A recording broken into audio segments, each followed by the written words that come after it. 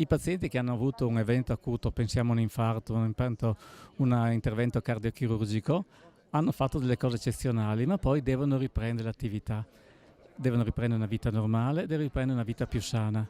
E allora vengono qui in cardiologia riabilitativa, dove c'è un sistema di persone che le seguono. Accanto a questo fa attività fisica in palestra. A questa attività riabilitativa a Jesolo si è aggiunto un ulteriore tassello che non ha eguali in Veneto, un nuovo percorso cardio-riabilitativo che si snoda nel parco dell'ospedale, collegato con i reparti di degenza e lungo circa 290 metri e intervallato da 8 aree di sosta fornite di macchine per svolgere attività fisica a varia intensità. Questo è un anello che passa attorno nel parco.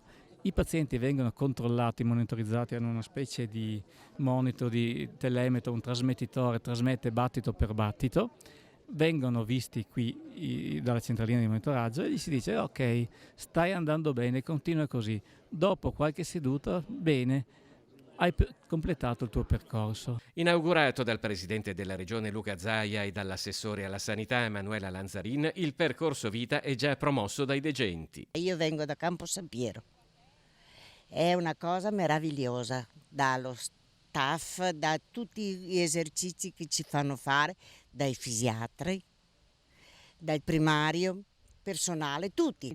È un bel percorso che dopo quando verrà con le piante, con l'ombra, sarà più bello ancora, però per adesso è bellissimo proprio, veramente.